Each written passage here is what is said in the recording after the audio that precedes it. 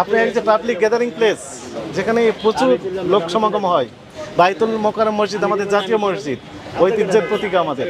সেখানে যে মসজিদে আসেন, এখানে একটা বাস স্ট্যান্ড রয়েছে। এই বাস স্ট্যান্ডে লক্ষ লক্ষ মানে হাজার হাজার প্যাসেঞ্জার এখানে আসেন। এটা ঠিক হচ্ছে কিনা বলেন তো? আপনার বিবেককে কোশ্চেন করেন। আপনি হাত ধুচ্ছেন এই পানিতে, আপনি হাতে তো, আপনার হাতে তো সমস্যা, দেখি আপনার হাতেও তো সমস্যা আছে, আপনার হাতেও তো জীবাণুযুক্ত হয়ে আছে, এবং ওই হাতের চর্মরোগ আছে আপনার, ওই যে ফুলে ফুলে হয়ে আছে না, ফুলে ফুলে আছে না। এই গ্লাস ডুবাচ্ছেন কোথায়? এই পানিতেই। আপনি হাত ধুচ্ছেন কোথায়? এই পানিতেই। এবং ওই পানিতে দেখেন বিভিন্ন রকমের ময়লা আবর্জনা এবং বিভিন্ন মাছি আরো অনেক কিছু। এই গ্লাস ধুলেন কোথায়? এখন এখানেই ধুয়েছেন, তারপরে এই শরবত উঠে খাওয়াচ্ছেন। তাহলে আপনি টোটালি একটা আনহাইজেনিক প্রক্রিয়ায়, জীবাণুযুক্ত পরিবেশে এই জুসগুলো বিক্রি করছেন। আর কি কি দিয়েছেন? এই আইসটা বের করেন, ওই আইসটা ধরেন, হ্যাঁ ধরেন, হাতে ধরেন, হাতটা ধরেন একটু, আইসটা ধরেন। অনেক আইস আছে আপনার এখানে, তাই না? অনেক আইস আছে না?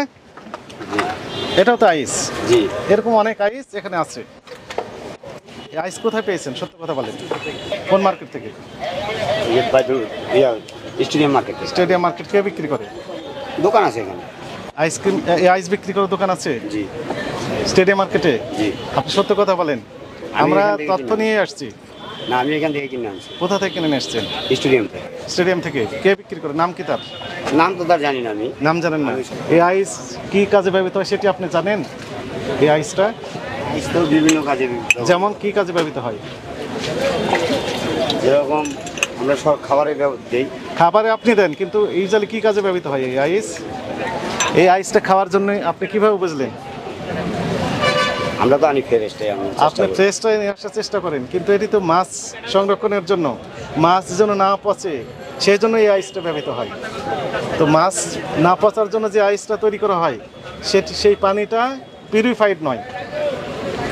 আপনি খাওয়ার জন্য পিউরিফাইড পানি ব্যবহার করতে হয়। আপনি এই আইস খাওয়াতে পারেন কিনা বলেন? এই যে হাজার হাজার কাস্টমারকে আপনি খাওয়াচ্ছেন, তাদের পেটের সবার সমস্যা হতে পারে। এই দায়িত্ব আপনি নেবেন কিনা বলেন? আপনি এই যে গ্লাসটা ডুবাচ্ছেন একই পানিতে, এই যে থামেন, ধৈর্য ধরেন। আপনি হাত ধুচ্ছেন এই পানিতে, আপনি আপনার হাতে তো সমস্যা, দেখি আপনার হাতেও তো সমস্যা আছে, আপনার হাতেও তো জীবাণুযুক্ত হয়ে আছে, এবং ওই হাতের চর্মরোগ আছে আপনার, ওই যে ফুলে ফুলে হয়ে আছে না, ফুলে আছে না। এই গ্লাস ডুবাচ্ছেন কোথায়? এই পানিতেই। আপনি হাত ধুচ্ছেন কোথায়? এই পানিতেই।